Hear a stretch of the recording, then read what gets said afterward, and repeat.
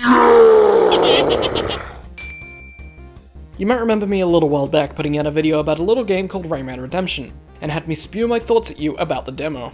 I found it to be a perfect update of the original Rayman that improves not only the game's controls, but also its difficulty spikes and even adds a slew of new features and content. Since then, the final game has been out for a little while now, and with its release, the scope of the project revealed to be far broader than initially perceived. Not only does it fix everything wrong with the original Rayman, but it also goes above and beyond to create a new experience that feels unique and rewarding all over again. So instead of a review, this is just going to be an honest-to-earth endorsement and recommendation of why I think you should play Rayman Redemption. But before I go into that, I'm just going to tie up some of my criticisms from like a year ago, just going to tie them up into a nice little narrative bow. Just a tiny one. First off, the missing drown animation?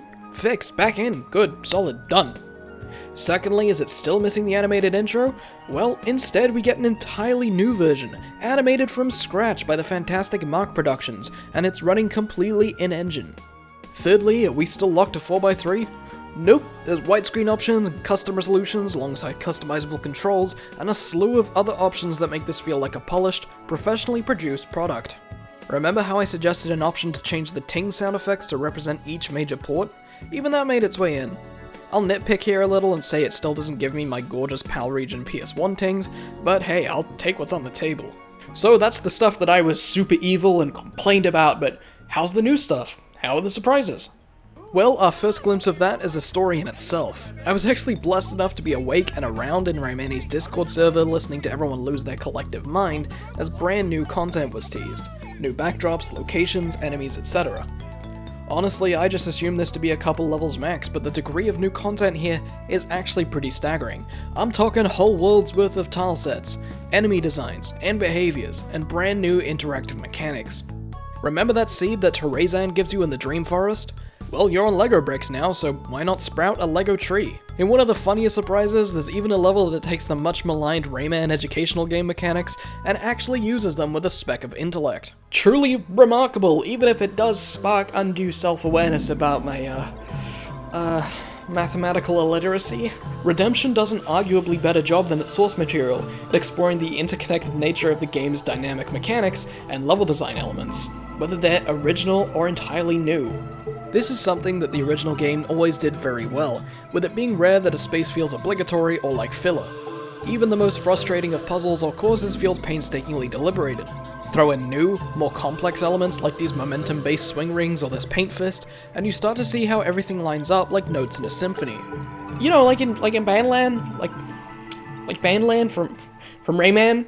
The newfound experience is also bursting at the seams with retooled structural elements. We've got collectible shops, a revamped save and life system, and an extra Bazit stage for each world, much akin to stages of the same format in Rayman Origins. In fact, the game even allows you to opt for an Origins-style life system, that is, being the removal of lives altogether and the implementation of a simple quick restart checkpoint system. Whilst a great quality of life change, I actually found the game's new balancing to be so on point that I was never tempted to budge from the classic life system. After all, the new level layouts hide extra lives more generously and more intuitively throughout their worlds, even carrying with them the courtesy of respawning when a level is revisited. There have also been some major shakeups as far as boss fights are concerned too. The biggest change that comes to mind is actually Space Mama. Not only is her fight remixed and with new surprises thrown in, but the entire structure is now changed from an extended onslaught to a multi-stage fight that happens gradually across the world of Picture City. It's as if the boss fight itself is delegated into more digestible acts, fitting with it being an operatic theatrical, which highlights the strength of the original design without it crumbling under the weight of being too long, unfairly drawn out, and all dumped at the end of a stage without a way to save before entering the fight. On top of the original bosses receiving adjustments, there are newly introduced fights here too, and unlike those that came before, these new ones take advantage of a full widescreen play space to create more dynamic attack patterns, which become progressively more creative and hard to avoid as you make your way through Rayman's world. This little Darktoon really landed a good impression on me by the end of the game, establishing himself as his own little force to contend with, and probably the villain that ends up with the most personality as far as his interactions with Rayman go. were so many little moments that made me gleam, and I think not only would I spoil the surprise, but we'd be here all day if I went through them all. So in a second, I'm going to talk about spoiler stuff, and I'm going to leave a little thing on the screen so you can click that and go to the part where the spoilers are done. I'm doing that in post because, well, truth is I don't know how long the video is going to be. I mean, think of the process, think of the editing, think of how all the elements come together. I'm just stalling to give you a chance to go and click this timestamp if you don't want to get spoiled. Please, do us both a favor, just click it. Just click it. So the late game is mind-blowing. One of my biggest hang-ups with the original game is how much of a pushover your final fight with Mr. Dark is, and how much of a drip he is when compared to the challenge of merely getting to him. Now, not only is his original fight retooled and expanded to make the core attack patterns and basis of the fight have some actual threat and stakes to it, but it takes us to a hidden new world that lies in the present in the clouds. When this happened, my jaw just dropped. One of the most recurrent memories I can think of while playing the original game as a youngin' is seeing the present in the sky on the map and just being absolutely convinced that there was a secret level up there. I played for hours and hours thinking I could unlock something up there. Well, now it houses the Final Gauntlet, as Mr. Dark is corrupting the world with darkness, and everything in the presentation spells danger, without betraying the game's cartoony mood or atmosphere. Even now, the game is exploring new gimmicks and mechanics to play with, in the form of these giant anti-toons who can punch you across the level. Game just never stops giving, even up until its final moments. And dear God, does it go out with a bang. This new fight with Mr. Dark is intense, in a word. His attacks are color-coded and telegraphed in a brief window of time, with narrow opportunities to avoid incoming attack patterns. It is brutal at first, but as you learn to fight death after death, it becomes some form of a dance between you and the angry dressing gown. The presentation throughout the fight is extremely strong, with attacks feeling weighty and threatening. Mr. Dark's sprite itself bearing a considerably more formidable sense of authority over the conflict than it did before.